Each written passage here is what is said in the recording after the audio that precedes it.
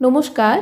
আজ আমি পটল আলু চিংড়ি মাছের ঝোলের রেসিপি আপনাদের সঙ্গে শেয়ার করছি।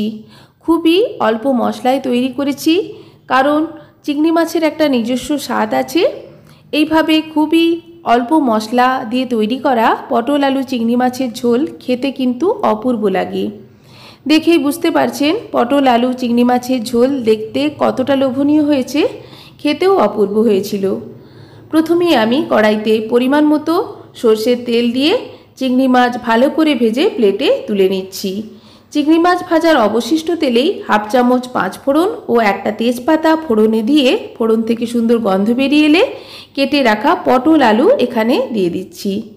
ফোড়নের সঙ্গে পটল আলু নাড়াচাড়া করে নিচ্ছি কয়েক সেকেন্ড সময় ধরে। এরপর পরিমাণ মতো লবণ ও হলুদ এখানে দিয়ে দেব। লবণ হলুদ ভালো করে মিক্স করে গ্যাসের ফ্লেম লোতে করে ঢাকা দিয়ে দেব। ফলে পটল আলু খুব ভালো করে ভাজা ভাজা হয়ে যাবে এবং এইভাবে ঢাকা চাপা দিয়ে আবারও ঢাকা খুলে নাড়াচাড়া করে পটল আলুকে এই পর্যায়ে মিনিট 3 মতো আমি রান্না করে নেব। ফলে 50% মতো সেদ্ধও হয়ে যাবে। 3 মিনিট এইভাবে ঢাকা চাপা দিয়ে ও ঢাকা দিয়ে নাড়াচাড়া করে রান্না করার ফলে দেখুন অনেকটাই পটল সেদ্ধ হয়ে গেছে। দিয়ে দিচ্ছি কেটে রাখা টমেটোকেও নাড়াচাড়া করে হালকা করে ভাজা ভাজা করে নেব।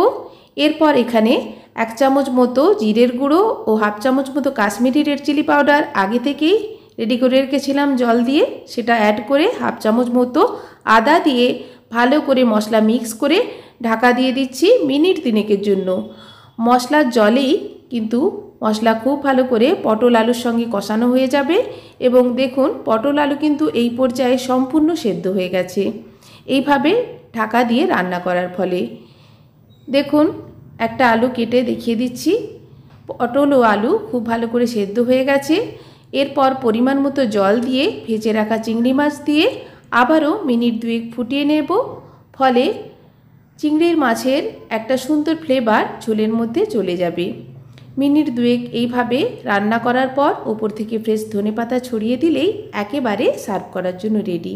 রেসিপি ভালো লাগলে অবশ্যই ট্রাই করবেন। ধন্যবাদ।